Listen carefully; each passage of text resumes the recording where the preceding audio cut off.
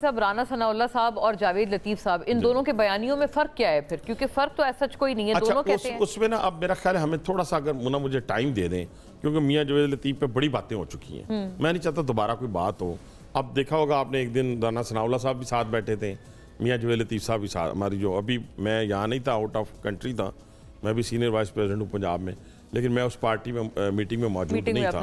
लेकिन वहाँ दोनों को आपने इकट्ठे बैठे हुए देखा होगा। उसमें यही तय हुआ है कि जो चीज़ें आप समझ रहे हैं कि हुकूमत अच्छा नहीं कर रही या हुकूमत के लिए ठीक नहीं है, तो वो पार्टी के अंदर आप बात, मीडिया के ऊपर बात ना करें। मेरे भी ग्रीवेंसेस हो सकते हैं, मैं तो इस तरह करने वाला बंदा हूँ, या है या नहीं है। या पार्टी में है तो फिर ठीक है, आखिरी वक्त तक करें, नहीं है तो आज ही बैठ के कहें जनाब मेरी पार्टी से कोई ताल्लुक नहीं है, कल बैठ के मैं जो मर्जी करता रहूँ।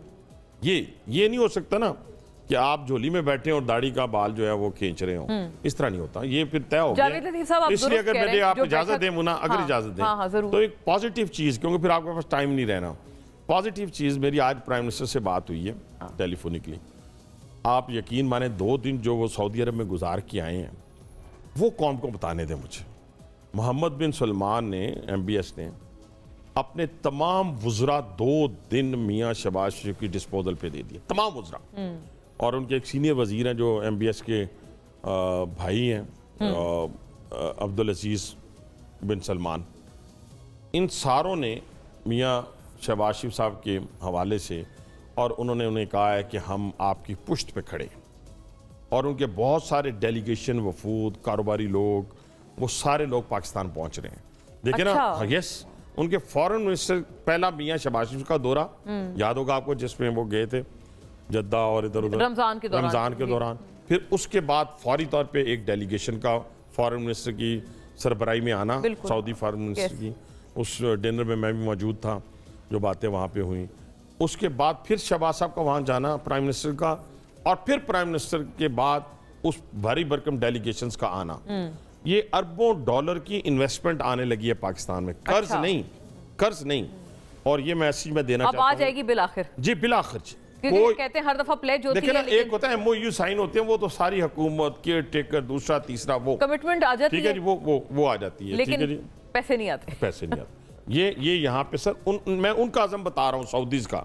मैं सऊदीज का आज़म बता रहा हूँ वजीर आज़म के थ्रू, कि उन्होंने कहा है कि हम आपकी पुश्त पे खड़े हैं, अब आगे आप लगे, अगर आप नहीं काम कर सकेंगे तो फिर आप नालायक हैं। ठीक है, अब हम नालायक होंगे अगर ये भी अभी आ जाएंगे डेलीगेशन, इसी हफ्ते आ जाएगा, नहीं तो कमिंग वीक में आ जाएगा। आप दुरुस्त फरमा रहे हैं। अक्सर हमने, क्योंकि ना डिप्लोमेटिक सर्कल्स में भी बात की है, प्रोग्राम पे भी हमने मलिया लोधी साहिबा, एजाज चौधरी सब हमारे साथ थे, खुर्शीद कसूरी, वो यही कह रहे हैं सारे कि हमारी तरफ से फॉलो अप कम होता है, उनकी तरफ से जो विलिंगनेस है उसमें कोई कमी नहीं है। एक बात भरपूर हमारे साथ है। ठीक है, एक तो ये बात होगी। अगर 2 मिनट हैं आपके पास? जी हैं, आप बिल्कुल बताएं। तो वाइंड अप होने वाला है, तो मैं नहीं वाइंड अप नहीं, अभी दूर है, अभी दूर है।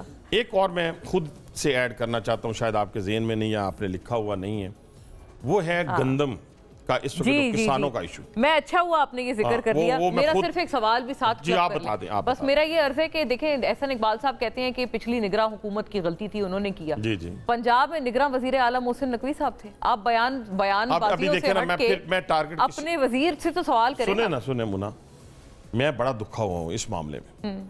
यकीन माने, हम वो लोग हैं, ये पिंडी में मेरे साथ अभी चले, आपको गार्बेज नजर नहीं आएगा, पता नहीं लोगों की आंखें कहाँ हैं, गार्बेज नजर नहीं आएगा। स्टेट ऑफ आर्ट 2 हॉस्पिटल बने हुए हैं, स्टेट ऑफ आर्ट ट्रांसपोर्ट है, ब्रिजेस हैं, पार्क्स हैं, स्कूल, कॉलेज, यूनिवर्सिटीज। वो बंदा बातें करने लगा आपके सामने। मैं जरा सी वॉल चॉकिंग नहीं होने देता, मेरा दिल इतना दुखा हुआ है।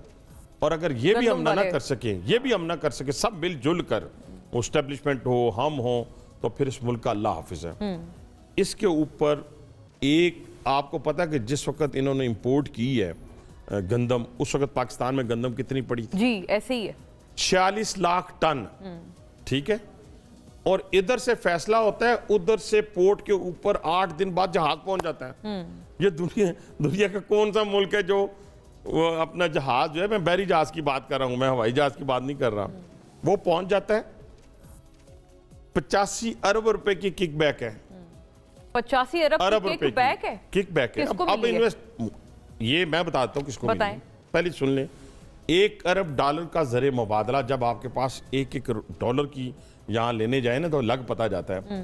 1 अरब डॉलर की आप इंपोर्ट कर रहे हैं, और पता है कि आपके पास इस वक्त जो है ना, आने वाला वक्त जो है, इस मुल्क के अंदर गंदम की वाफर मिकदार होगी।